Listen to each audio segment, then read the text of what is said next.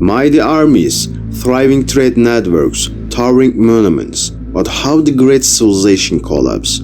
How does an entire age disappear? A disaster so massive, it threw the eastern Mediterranean into darkness for nearly 400 years.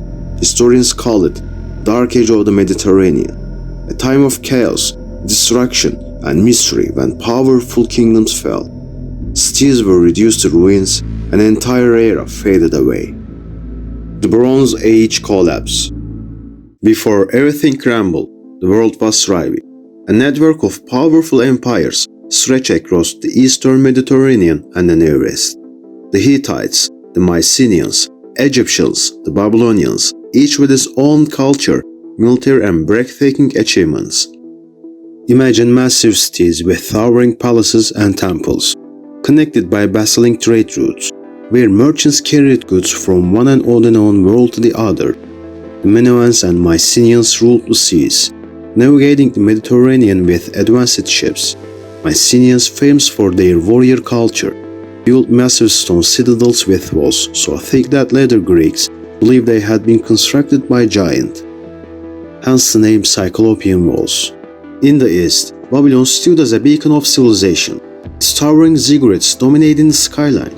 These stepped pyramids were both temples and administrative centers, showcasing the city's architectural ingenuity.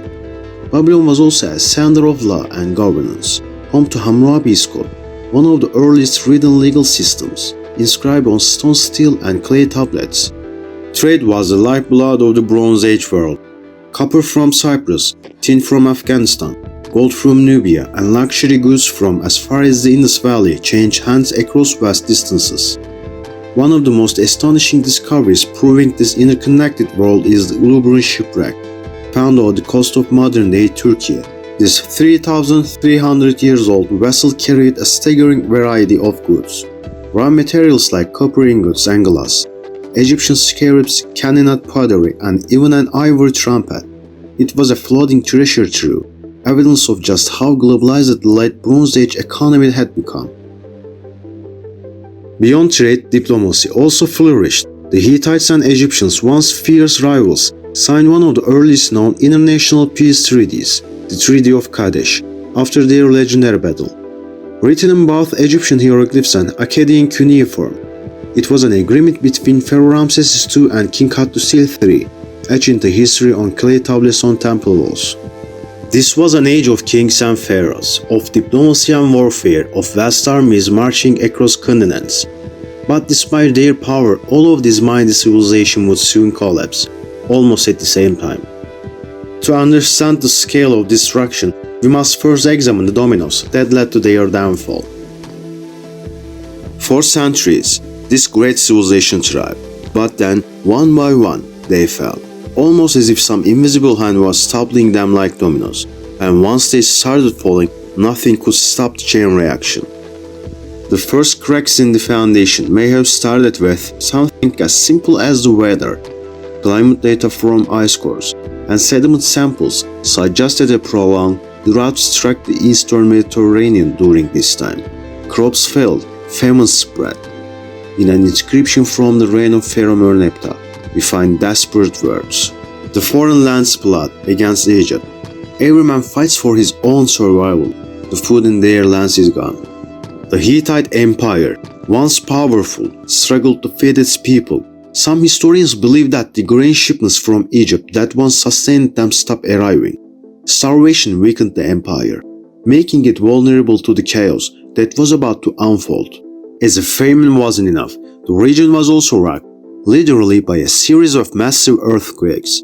The eastern Mediterranean sits on a complex network of fault lines, and evidence from archaeological sites suggests that multiple cities were leveled by earthquakes in rapid succession. The ancient city of Troy, Mycenaean strongholds, and Hittite capitals all show layers of destruction that ally with seismic activity. Imagine, already struggling with food shortages, and then your city collapses on top of you. A disaster like this could leave survivors with no choice but to abandon their homes or fight for what little remained. But real nightmare was still to come. Across the Mediterranean, from Greece to Egypt, ancient texts speak of a mysterious enemy, A wave of invaders known only as the Sea Peoples. No one knows exactly who they were, but they left a trail of destruction in their wake. The Egyptians recorded desperate battles against them. In the inscriptions of Pharaoh Ramses III, we find a chilling description. The foreign invaders came from the sea, in their warships, with fire in their hands. No land could stand against them. The great cities were burned, the people slaughtered or taken as slaves. Archaeological evidence supports these claims. Cities like Ugarit and Mycenae were reduced to ashes.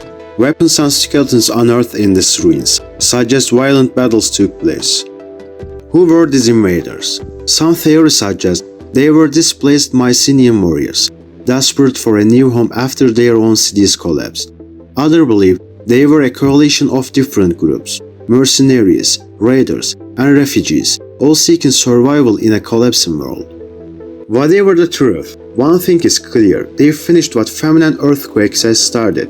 By the end of their rampage, nearly every major city of Bronze Age world was either abandoned, burned, or completely wiped out. For centuries, the Eastern Mediterranean had been a connected, thriving world. Riding systems disappeared, trade routes vanished, entire civilization crumbled. The world entered a dark age that would last for centuries. But what happened next? The Hittites, once rulers of a vast empire, vanished completely. Mycenaeans, the proud warriors of Greece, faded in the legend. Egypt, though it survived, was a shadow of its former self, struggling against invasions and internal strife. Still, from this destruction, new powers emerged. The Phoenicians, master sailors and traders, built a vast maritime network that shaped the ancient world. The Assyrians, hardened by war and struggle, forged one of history's most powerful empires. And in Greece, from the ruins of Mycenaean palaces, a new culture slowly began to take shape, one that would eventually give birth to classical Greece. The Bronze Age didn't simply fade in the history. It was a collapse, one that reshaped the ancient world. For centuries, scholars have tried to piece together the causes of this downfall: war, famine, earthquakes, invasions, or perhaps a perfect storm of disasters, striking all at once. What remains are ruins, inscriptions, and scattered records, fragments of a lost world, a world that once thrived but could not withstand the storm of history. And so, the Bronze Age came to an end, not as a single moment of destruction, but as a slow unraveling, a transformation that forced civilization to rebuild, adapt, and evolve. From the ashes of the old world, a new era began.